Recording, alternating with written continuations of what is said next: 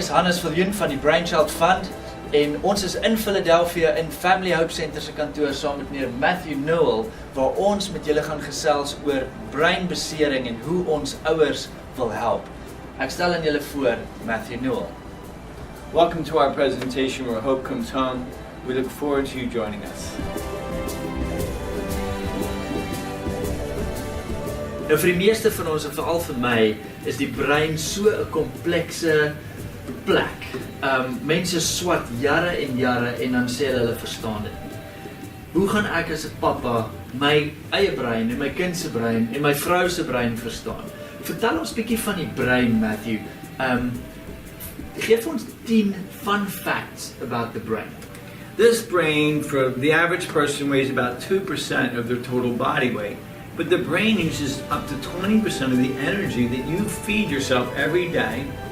Some scientists have tried to say, well, if we made a supercomputer that could do what the brain could do, it would use 10 megawatts of energy just to run the brain. 10 megawatts of energy would be like a small hydro power plant. I'm excited about this, 2 pounds of energy there. This 2 pounds of a power plant that when it's well, it's magnificent. When it gets hurt, it can be repaired. It could be an exciting journey just to understand the well brain, but it's even more exciting. How can we help our children as opposed to be paralyzed by fear that we don't understand the brain well enough to change it? Well, we're here talking about that today.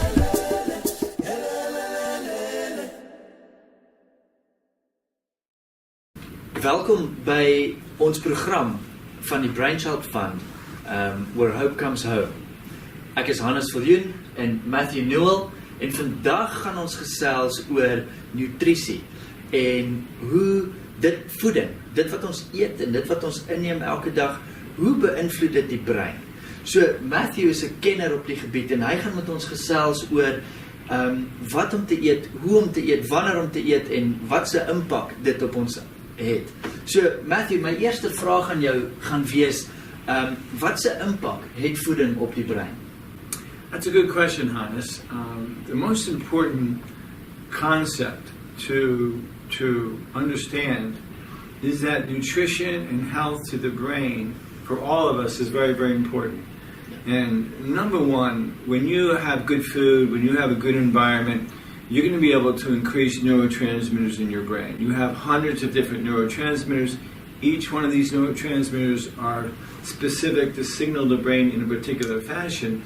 And the different proteins and fats that you put into your body will create those neurotransmitters. So it's very, very important for the health of the brain. And many folks don't understand that the different proteins that they eat, the different varieties that they eat in terms of the different oils, helps to develop the hormones and helps to develop the neurotransmitters for optimum function of regulating your emotions, improving your mobility, giving you the ability to support, a sharp, healthy, fast brain. Nutrition is also important for the lymph drainage because obviously we're building up toxins within the brain. The brain is putting off a lot of energy, and so it's very important for the brain to drain itself in terms of toxins. So nutrition could also play a part in terms of lymph drainage and how many hours you sleep at night. So when you sleep, your brain drains all the toxins out of your brain. So one of the aspects that we want to talk about as well, you need good food, but you also need good sleep. So 6-7 hours of sleep is not going to be enough for most kids and not going to be enough for most adults. So we like our kids and our adults to have at least 7 hours of sleep for adults and 9+ hours of sleep for our kids, especially if they're hurt.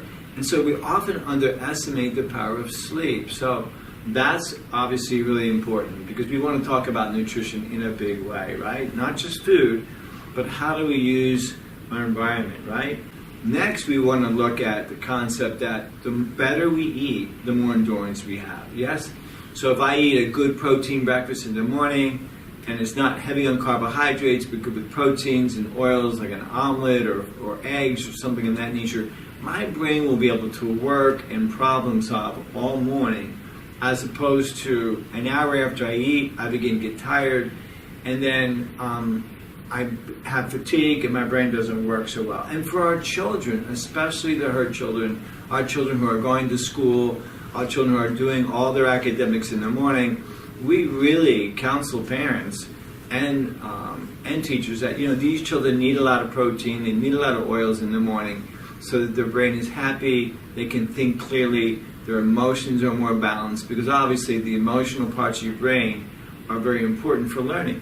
If you get sad, if you get foggy in your brain, this affects your ability. So good nutrition is huge in terms of endurance, of being able to think all the way throughout the day, regular throughout the day, so good food throughout the day, as opposed to sporadically getting a snack here and getting a snack here, or just eating a lot of carbohydrates as opposed to proteins and fats.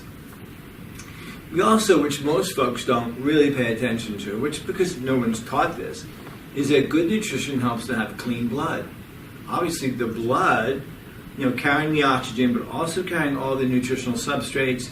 The blood can be really healthy, the blood can be really happy, as it were, or it could be toxic.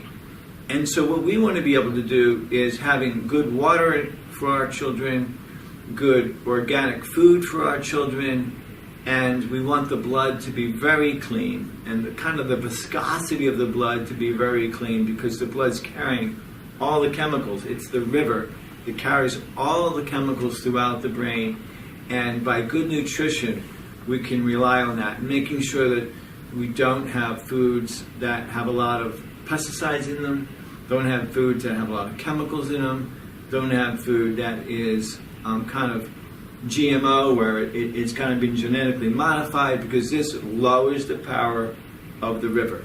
This lowers the energy of the river, as it were. If I call the river and water the same, and blood, you know, that's kind of a concept that we think of in terms of a really healthy brain means a really healthy person who has emotional endurance, has intellectual endurance, has physical endurance, and is able for the brain to actually mature and grow along with the stimulation. Wow, dit is ongelooflik. Ek leer soveel, en dit is so belangrik om te verstaan dat dit wat ons inneem word in jou bloedstroom opgeneem, en dit gaan na jou brein toe, en dit word definitief 'n deel van jou. So, Matthew, verduidelik vir ons die beginsels van so, nou dat ek verstaan wat ek eet beïnvloed my, maar leer ons, wat is die regte goeders om in plek te sit sodat ons die optimale funksie vir die brein kan kry?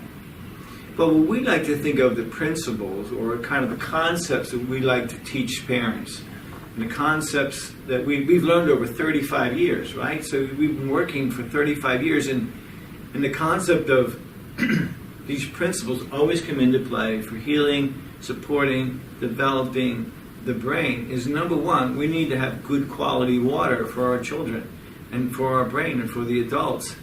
And yes, everyone talks about that you have to drink a lot of water during the day, but good quality water is very important to filter, because the brain is 80% water, and the emotional parts of the brain are 90% water, and the rest of the body is 40% water. So we want to make sure that the major element for the brain and the major element for the body is taken good care of, that we have good quality water, it's filtered, we give it throughout the day for the children. And that would be number one, right? Water creates energy. It allows all the body to create energy, to clean itself, and to power itself up. It's kind of like a hydro plant is water, okay? Number two, we want to make sure that we have good quality salt in our diet. Salt gets a bad word. I mean, everybody says, oh, you can't have salt. You can't do this, can't do this. But if you have good quality salt, like Celtic sea salt or Himalayan sea salt, or salt from an environment where it's been mined correctly, salt has over 75 minerals, and you need these minerals to run the brain. You have to have these minerals. So we're not talking about the table salt that you would get in a restaurant, you would get in the grocery store, which is sodium chloride, which causes edema and cellulitis and causes issues in the brain and hypertension. We're talking about really high quality salt. So for our parents, we say, look, if you really want to have a high quality brain, we want to make sure that you spend your money on having filtered water and very good quality salt that you put in your chicken soup, you put on your eggs, you put on your salads, and that you make sure that all those minerals, those 75 to 80 minerals in the Himalayan salt and 60 minerals in the Celtic sea salt, it actually powers the brain and helps the enzymes to be born. So all the proteins and hormones can actually be created with sun, water, and salt. Now, that can happen, but we have the advantage if we go to the grocery store and buy high quality salt. Number 3, we want to make sure the kids get out in the sun. We want to make sure they play outside. Play outside. And you adults to go outside and play. And I think in our culture these days, especially if you're hurt and you're struggling and you want to stay inside, you're afraid, our culture, we tend to be inside a lot more these days. 50 years ago, we were outside playing all day, and we think that the sun has a lot of power for children. To get out and exercise is good for the brain. That's nutrition, water, salt, and we want to make sure things that, that's something to do, and something not to do is give your children sugar. Studies show that sugar actually closes the brain down and causes conflict in the brain, and the neurons actually shrink under the pressure of sugar. So it actually lowers your brain function, increases inflammation in the brain, makes the brain hotter. So we just want to eliminate sugar. I mean, if I was king of the universe and I could do one thing for children, I would say, you know what, let's just stop the sugar. If we're going to give them something sweet, let's use fruit as a sweetener, or let's use stevia. Let's use things of that nature. Now, I know this is conflicting with whatever pediatricians say that a little bit of sugar is okay, a little bit of chocolate. But in my universe, when we're with kids who are overdoing sugar, it causes inflammation in the brain and this lowers brain function. So we like to consider that. And lastly, I talked about this a little bit before, that they did a study in Sweden, and they said they took a family of 5, and they said, okay, you're going to just eat organic food for the next 21 days. And what they did was they measured the urine of all 5 members, mother, father, and 3 siblings, for pesticides and herbicides. And over a 21-day period, they saw that the herbicides and pesticides were being cleaned out of the blood. And after 20 days, no more pesticides, no more herbicides were in the blood. And in Sweden, they have very high-quality food, very high-quality environmental protections on environments. So that speaks to the concept of, well, if we just give children food that doesn't have a label, okay, that it's fresh meats and fresh vegetables and fresh fruits and fresh grains, and yeah, we buy them high-quality bread, the 7-grain breads with the nuts in them and so on and so forth, that this will power up the brain. This will give them the proteins to build neurons, the fats to myelinate the brain and make it go faster, the carbohydrates which will eventually turn into sugar, but high-powered sugar, so to give them the speed, the salt to give them the enzymes necessary to create the biological changes and transitions in the brain, the oils to make the neurotransmitters. We have a very healthy brain. And studies show that families that switch to an organic diet, or families that switch that, only spend about $800 a year in American money. Well, this is just as impressive that it's not that hard to say, you know what, in our diet at home, we're just going to make it cleaner. We're just going to make it happier for the kids, because the brain, that's where it all starts, Hans. That's where, and if we can keep to that kind of quality, then we'll have a quality brain. Quality food, quality brain. And certainly for children who are neurologically compromised with diagnoses of cerebral palsy and ADD, ADHD, and autism, and obsessive compulsive disorder, and dyslexia, and even Parkinson's patients, and even patients suffering with Alzheimer's, because as we've talked about, we deal with all the different diagnoses. We see brain injury as a continuum. Then even adults will function better with high-quality food and high-quality, fruits and vegetables and meats in their diet. Sê vir my, hartlywigheid, constipation. Hoe beïnvloed dit die brein? Wat is die korrelasie tussen hartlywigheid en die brein itself? That's a good question, Hannes. And I think that in working for many, many years with children with special needs and also their siblings, what we find is that this dysbiosis, this constipation, which is now becoming normal. You ask parents, oh yes, my child, has a bowel movement maybe 4 days a week, or my child has diarrhea, or my child's constipated, my child Sometimes I need to give my child a laxative in order to have a bowel movement. And we find that this is disturbing because the constipation means that you're really blocking the brain, because down here in the lower part of the colon, there's a mechanism in the lower part of the colon that actually creates the motion of the brain and supports the brain's ability to have a cycle of inspiration and expiration. The brain actually does move and cycles back and forth. And what we find is that when a child is constipated, the number one thing that happens in the colon is that it sends a signal to the brain to stop the cycle of the brain. And if you stop the motion of the brain, it's like kind of stopping your breathing. Most scientists, most people don't understand that principle, but we see that principle in play because we're involved. Again, 35 years with working with children, we see it constantly, that constipation affects the brain. We know that constipation and the inability to release a bowel movement on a regular basis, and you're eating once a day, 3 times a day. Once a day, you should be releasing that out of your body. The toxins build up within the colon, and most folks don't know this, but it's a fascinating fact that 50% of the neurotransmitters that you need for your brain are made in your large intestines.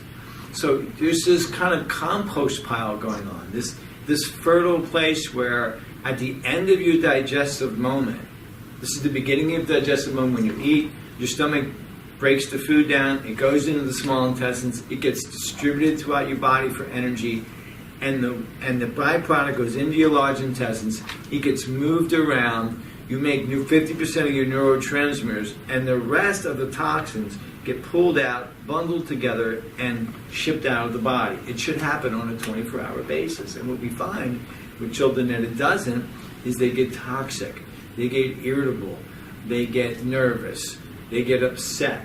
Parasites begin to form, in a heavy place in the large intestines. Candida becomes an issue, which is a yeast overgrowth. And then you have issues with foggy brain. You have issues with the inability to focus and have attention and hyperactivity. So what we don't want is we don't want those toxins. We don't want the candida. We don't want overgrowth and parasites.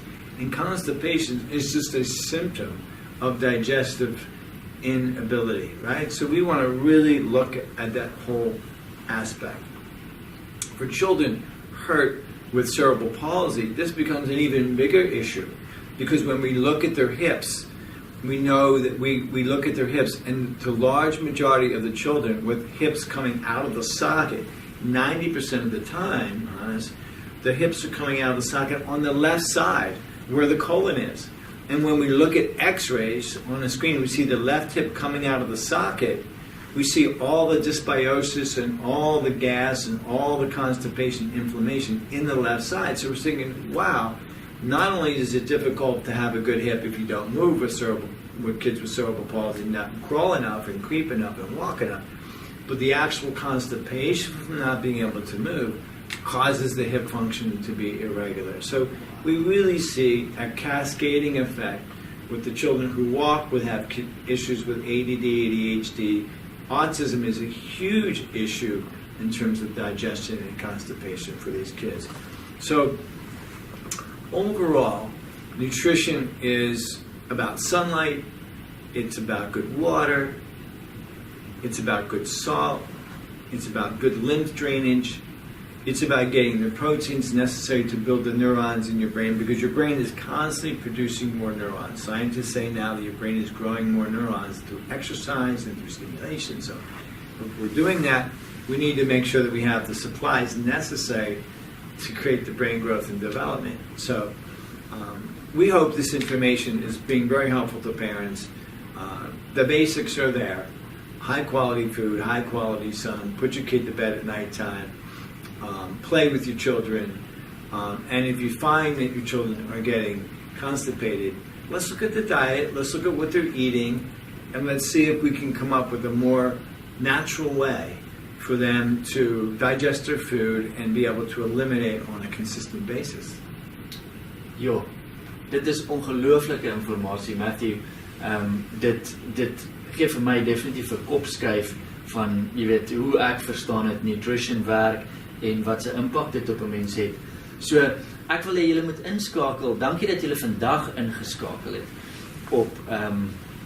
op ons program en ons hoop julle skakel in op die volgende program wat ons het oor hoe ons nog ouers gaan help en leer hoe die brein werk en wat se impak die brein het in jou kind se lewe en in jou eie lewe. Baie dankie. Sien julle volgende keer.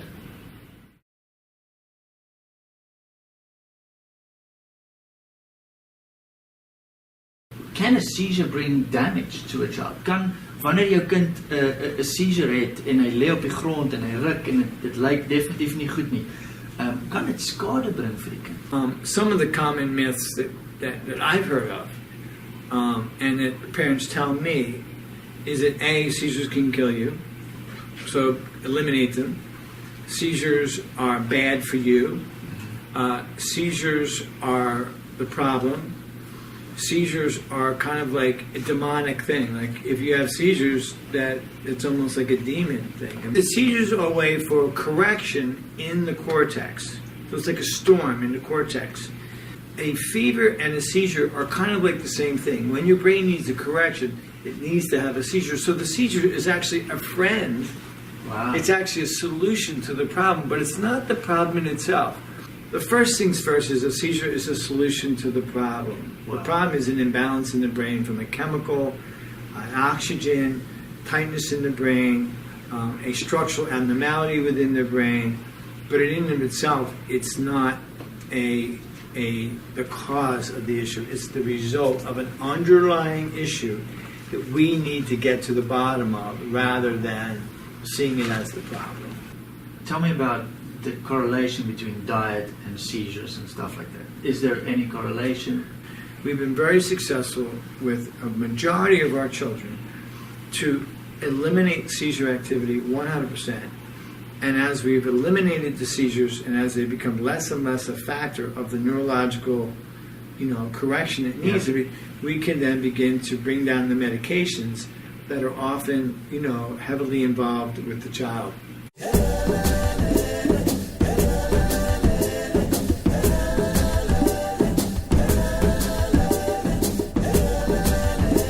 Hallo, ek is Hannes van die Brain Fund en ons is in Philadelphia in Family Hope Center se kantoor saam met meneer Matthew Newell waar ons met julle gaan gesels oor breinbesering en hoe ons ouers wil help.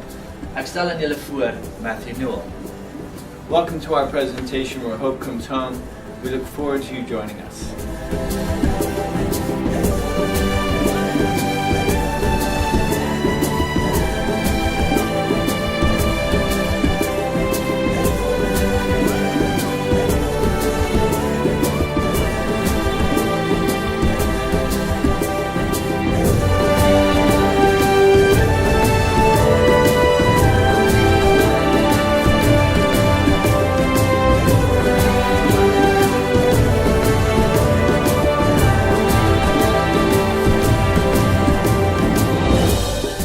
Skakel in by ons bemagtigingsprogram vir spesiale behoeftige gesinne.